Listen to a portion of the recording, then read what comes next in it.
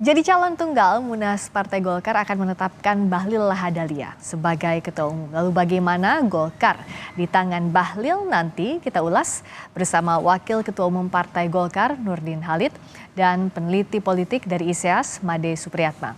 Selamat malam Pak Nurdin. Selamat malam, Assalamualaikum. Waalaikumsalam warahmatullahi wabarakatuh. Selamat malam juga Pak Made. Selamat malam Mbak Priska. Kalau saya ke Pak Nurdin dulu, tampaknya nanti pemilihan ketua umum Golkar akan as smooth, as silk, tidak ada riak-riak gitu. Pasti Jadi, aklamasi Pak Nurdin.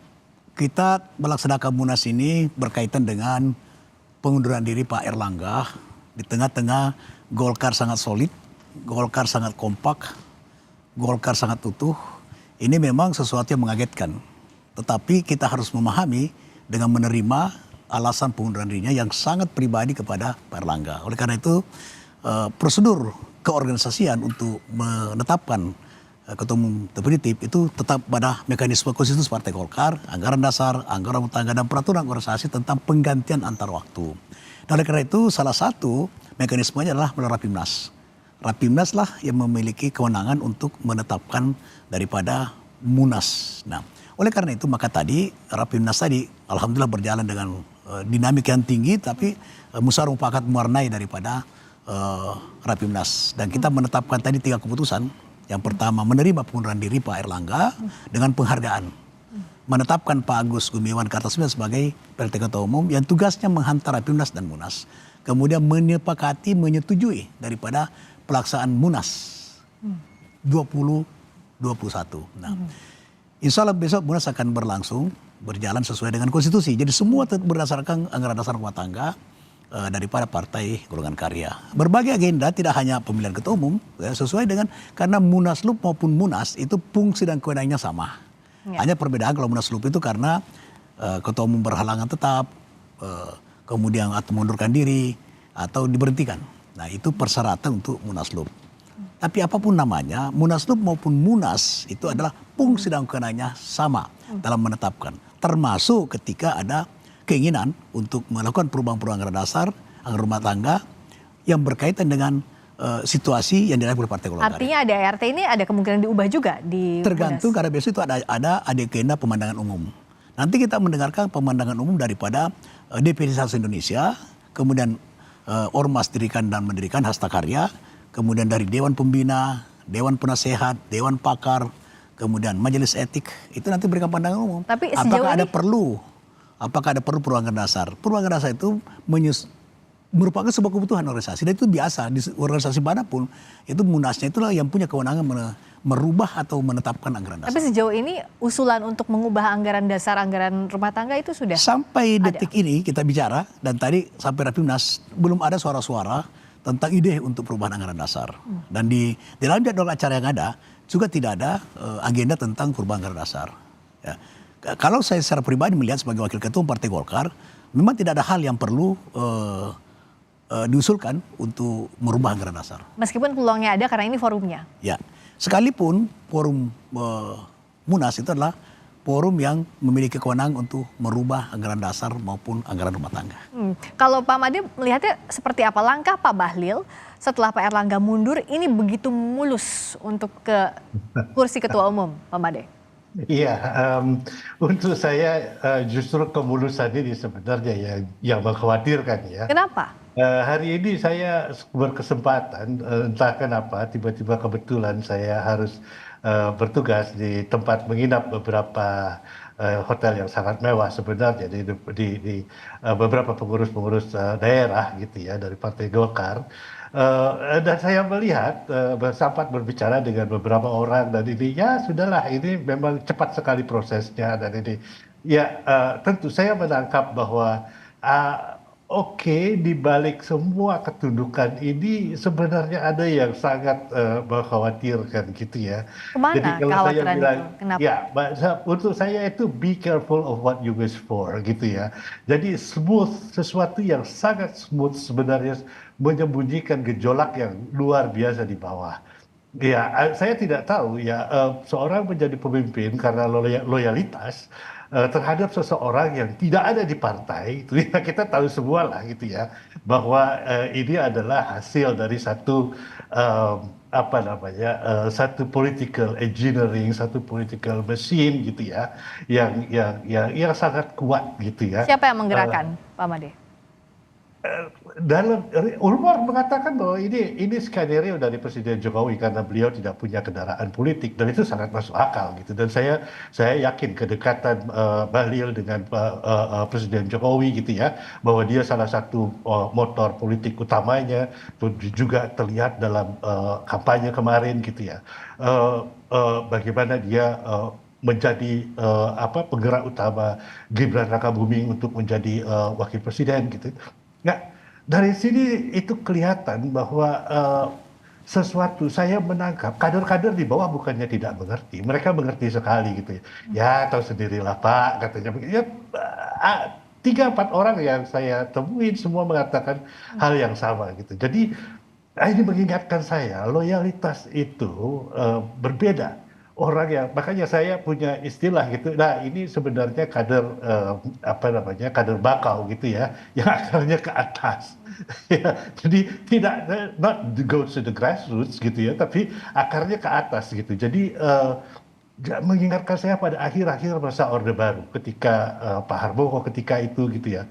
Persis ketika krisis, pemimpin seperti ini nanti tidak akan bisa mengatasi krisis itu. Ya. Oke. Dan ya, ada sesuatu yang besar yang menurut saya ya, dalam bahasa Inggrisnya mungkin iri gitu ya, iri sesuatu yang sangat menakutkan sebetulnya. Ya, tapi telah dilaksanakan karena ini perintah dan ini mekanisme organisasi tidak bisa kita ingkari. Berjalan dengan baik sekali, berjalan dengan smooth sekali. Tapi persis ketika itu kita tidak tahu apa yang dipikirkan oleh para anggota karena apa? Karena tidak ada perdebatan, tidak ada diskusi. Nah, di sini masalahnya yang paling besar kalau saya lihat. Apa ini jadi masalah ya analisis Pak Made tadi? Ada tekanan? Pendapat Pak Made itu ya itu sebagai pengamat ya memang analisa, tapi apakah ada sesuatu dengan fakta? Cuma Priska, publik harus mengetahui bahwa Golkar itu ya di zaman Orde Baru kita berkuasa kurang lebih 32 tahun. Ketua dan pemilih itu presiden. Jadi hal yang sangat wajar di Golkar ya, di internal Golkar, sepanjang itu sesuai mekanisme konstitusi. Nah, yang salah kalau melabrak konstitusi, kemudian mengendos seorang. Jadi, seorang calon ketua umum Partai Golkar, ketika dia didorong, didukung, diendos oleh penguasa, itu di Golkar hal biasa. Dulu siapa yang diharapkan Pak Harto, itu menjadi ketua umum Partai Golkar. Itu sebagai ketua dan pembina pada saat itu. Nah, tapi Pak Harto adalah sebagai presiden. Ya. Kemudian di era reformasi itu, tidak menutup kemungkinan memang ada kepentingan-kepentingan dalam rangka untuk menciptakan kestabilan. Sebab Golkar itu didirikan untuk karya kekaryaan. Kalau karya kekaryaan tidak mungkin bisa dilakukan oleh Partai Golkar tanpa bermitra dengan pemerintah. Siapa pemerintahnya? Apakah dari partai lain dan sebagainya? Karena Golkar dilahirkan untuk melakukan karya kekaryaan, kerakyatan yang manusiawi. Nah sekarang yang paling penting diketahui oleh publik bahwa mekanisme penggantian ketua umum ini konstitusional. Itu dulu, satu. Nah yang kedua kemudian yang menjadi calon ketua umum ini yang mendaftarnya ada dua. Ya Pak Bahlil dengan Ridwan Hisam. Tapi sesuai dengan anggaran dasar rumah tangga bahwa bakal calon itu didukung minimal 30% suara dari voters. 30%. Jadi kurang lebih 160 suara. Nah Pak Bahlil satu-satunya calon yang memenuhi syarat itu. Pak Ridwan Hisam tidak memenuhi syarat itu. Jadi tetap dalam proses demokrasi karena roh Partai Golkar ada pada proses demokratisasi. Di setiap momentum kita melihat Golkar di 2014 terjadi dualisme. Gitu. Kita munas 2 kali, ya, 3 kali dari satu periode 2014-2019 yang melahirkan 3 ketua umum. Pak Abu Rizal Bakri, ya kemudian terjadi dualisme. Kita munas 2016 melahirkan Pak Novanto, kemudian Pak Novanto dan Pak Masal kita munas lagi 2016 ya, kemudian 2017 kemudian melahirkan Pak Erlangga Hartarto. Jadi Golkar ini dinamika politiknya memang sangat tinggi, tapi Golkar sudah terbiasa menyelesaikan problematika internalnya berdasarkan konstitusi. Nah, dan selama ini belum ada intervensi terhadap konstitusi Partai Golkar. Oke, jadi landasannya adalah konstitusi Partai Golkar untuk menentukan ketua umumnya. Dan bagian pemerintah ini adalah it's a part of DNA, Pak Made. Ya, masalahnya Mbak Friska, halo, ya masalahnya Mbak Friska itu nanti pemerintah bukan orang yang bukan orang yang mendukung yang ketua umum sekarang ini. Itu yang jadi masalah kalau menurut saya. Nah, maksudnya di masalah Pak Made apa maksudnya? Bagaimana Pak Made? Artinya nanti Pak Bahlil ini kan ditaruh oleh Pak Jokowi gitu kan ya. Oh, jadi tidak, Pak Jokowi sebentar lagi akan kita jujur saja lah, kaitan politiknya itu di situ gitu ya. Apa fakta Pak Made, maaf, apa fakta sehingga Bapak berkesimpulan bahwa Pak Bahlil itu ditaruh oleh Pak Jokowi di Golkar. Pak Bahlil itu ada kader Golkar. Kader Golkar siapapun sepanjang memenuhi syarat itu adalah memenuhi syarat untuk menjadi ketua umum. Jadi fakta apa yang bisa Bapak buktikan bahwa Pak Bahlil itu ditaruh oleh Pak Jokowi? Kita tidak melihat bukti itu. Semua orang juga sudah tahu ya bahwa beliau itu adalah operator dari Pak Jokowi dan kemudian ini adalah sebuah operasi politik ya. Semua orang itu sudah mengetahui. Kira-kira bukti-buktinya juga banyak gitu. Apa itu Pak? Coba buktinya Pak Made. Jangan cuma impian ya. Hayalan sehingga Bapak berkesimpulan bahwa ini ada bukti apa? Sampai saat ini tidak satu pun penguasa ya yang melakukan intervensi kepada voters di Partai Golkar. Tidak ada. Ini Pak Bahlil ini adalah kader Golkar yang punya hak ya dan memenuhi syarat untuk dicalonkan. Dan yang mencalonkan itu bukan dari luar, yang mencalonkan itu para voters daripada partai golongan karya. Saya ngerti itu Pak Nurdin. Ya. Saya sepenuhnya mengerti. Kalau dari segi mekanisme dan lain sebagainya, ada politisi ya. Saya cuma mengamati gitu ya. Dari luar, kita tahu bahwa aturan dan lain sebagainya, konstitusi bisa dimainkan gitu ya. Saya ini tidak ada Pak Made, mohon maaf Pak Made, tidak ada aturan yang kita rekayasa sekarang untuk meloloskan Pak Bahlil. Pak Bahlil diletakkan pada anggaran dasar, anggaran rumah tangga, peraturan organisasi, tata tertib pemilihan, memenuhi syarat semuanya. Jadi konstitusi yang dimaksud adalah ADART. ADART. Pak Bahlil sangat memenuhi syarat. Tidak ada. Saya prosedural is okay. Ya, secara prosedural is okay gitu ya. Tetapi apakah ada deliberasi di dalamnya? Apakah ada ada perdebatan yang serius di dalamnya? Itu kan juga kita lihat ya. Kita sebagai orang yang mengamati kan kita juga tahu gitu ya bahwa satu-satunya ukuran dari demokrasi dari sebuah partai itu bukan pemilihannya gitu ya, tetapi ada proses yang harus dilalui gitu ya. Ada perdebatan, ada kira-kira perbedaan ide, perbedaan pandangan. Yang saya tidak lihat sekarang seperti umpamanya, oke, Pak Bahlil akan maju sebagai ketua umum, apa visinya untuk Golkar ke depan gitu ya. Nah, itu nanti ditanyakan ke Pak Made. Yang soal visi ini saya tanyakan ke Pak Nurdin gimana? Besok itu ada acara itu tahapan-tahapannya itu betul runtut sesuai dengan amanah anggaran dasar rumah tangga dan juga PO dan tata tertib. Salah satu agenda acara adalah pemaparan visi misi calon ketua umum.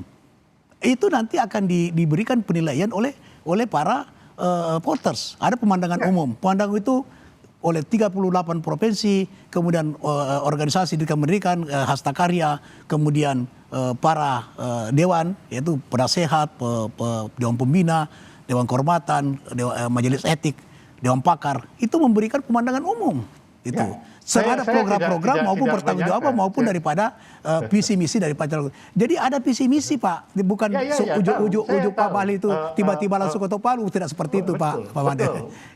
Betul. Tapi visi misi disampaikan dan semua orang menyampaikan sesuai dengan ritual, tetapi kan tidak ada perdebatan yang serius tentang apa, bagaimana arah partai dan lain sebagainya.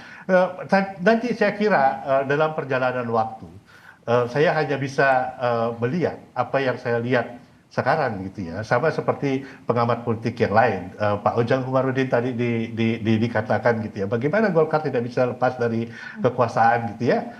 Itu sendiri kan sebenarnya satu apa Pak Ujang Komarudin tadi mengatakan itu sebenarnya satu tanda gitu ya, satu tanda yang sama-sama kami lihat dari luar itu seperti begitu gitu ya.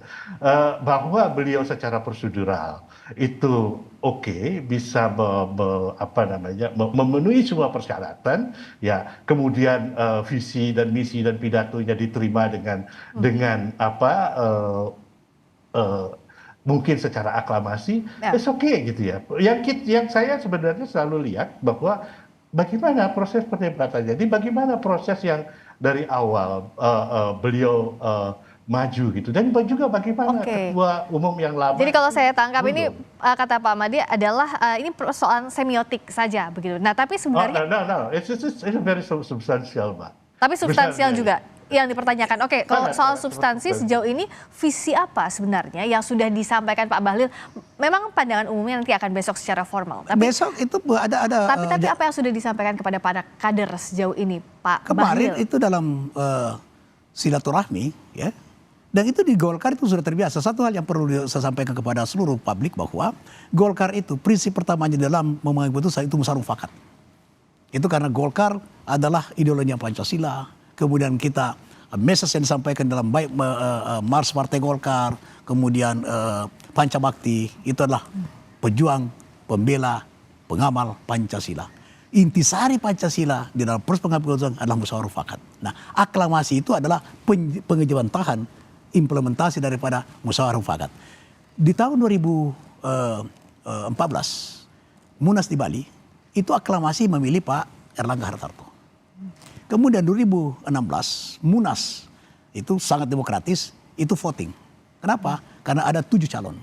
2017 Munas aklamasi untuk Pak Erlangga Hartarto. Jadi proses musyawarah mufakat dengan aklamasi itu adalah pengejawantahan daripada pengamalan Pancasila sebagai ideologi daripada Partai Golkar. Nah, semua proses ini dilalui dengan baik. Nah, ketika sudah silaturahmi kemarin, Pak secara singkat Pak itu nanti secara lengkap itu besok beliau akan sampaikan visi misinya dan itu merupakan bagian daripada program kerja strategis 5 tahun ke depan oleh Partai Golkar. Jadi apa yang menjadi visi misi ketua umum itu adalah bagian integral daripada program kerja strategis Partai Golkar 5 tahun ke depan 2024-2029. Jadi bukan Pak Mali itu ujuk-ujuk datang terus karena ada pesan dari mana-mana terus langsung ditapkan prosedural, konstitusional dan aspiratif gitu. Oke. Kenapa bisa aspiratif? Karena beliau secara waktu silaturahmi kemarin itu sudah sampaikan akan memberi peran arus bawah. Bahwa kekuatan Partai Golkar ada pada pengurus tingkat bawah. Dari pimpinan desa, pimpinan kecamatan, DPD 2, DPD provinsi baru ke pusat. Jangan pusat langsung ke bawah. Itu. Jadi berjenjang dan itu adalah bottom up, bukan top down. Itu salah satu manajemen yang akan diterapkan oleh Pak Bahlil. Berarti Pak Bahlil sangat mengetahui tentang tagline Partai Golkar. Suara Golkar, suara rakyat. Suara rakyat, suara Golkar. Nah, kalau Pak Made melihatnya apa sebenarnya yang diharapkan akan dibawa Pak Bahlil untuk menakodai Partai Golkar? Ya, ini adalah partai besar ya, dan saya kira juga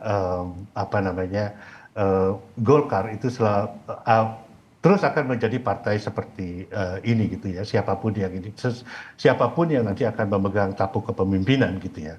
Jadi saya sebenarnya tidak terlalu banyak ada visi ke depan partai Golkar itu milik Partai Golkar sendiri gitu ya. Jadi menjadi masalah itu sebenarnya sekarang peran Partai Golkar, di mana dia berada dalam proses demokrasi ini gitu ya. Apakah Partai Golkar akan mendukung proses demokratisasi? Apakah Partai Golkar akan dalam day-to-day politics gitu ya, dalam politik sehari-hari gitu ya. Nah, ini yang belum saya tangkap dari Pak Bahlil. Saya kira kita perlu mendengarkan beliau lebih ini. Tapi struktur kepartian Indonesia itu masih sama seperti sekarang ini gitu ya. Selamanya musyawarah mufakat, dan ini sebenarnya kesepakatan para elit gitu ya. Jadi sebenarnya untuk saya itu tidak ada sesuatu yang baru. Yang akan mengejutkan bagi saya adalah bagaimana nanti Dan sebagai seorang pengamat saya excited melihat di balik semua hal prosedural yang dikatakan Pak Nurdin Halid yang saya hormati itu, tetapi untuk sebagai pengamat jadi kering sekali kalau tidak ada dinamika apa sebenarnya yang berada di balik layar, apa sebenarnya tarik menarik kepentingan. Ini yang sebenarnya ingin saya lihat dan saya sampaikan tadi itu yang proses secara yang tidak prosedural yang di balik layar yang saya tangkap, dan karena saya juga mengetahui dan mendapatkan beberapa informasi dari luar, ya agak rumit gitu, dan saya excited melihat bagaimana ini ke depannya gitu ya, Oke, khususnya nah ini dengan pemerintahan baru. bagaimana ke depannya Pak Nurdin? Bagaimana pula Golkar menyikapi dinamika internal yang terjadi selama ini berbeda Ada dengan hal yang cerita dilupa Pak dualisme Ahmad, ya. Golkar waktu itu dengan Jadi sekarang? analisa Pak Ahmad itu hak beliau dan kita menghargai, kita sama menghormati. Itu masukan bagi Partai Golkar. Tapi yang perlu dipahami bahwa politik itu kepentingan. Kepentingan itu kekuasaan. Ya. Ini tiga aspek ini itu saling mengkait.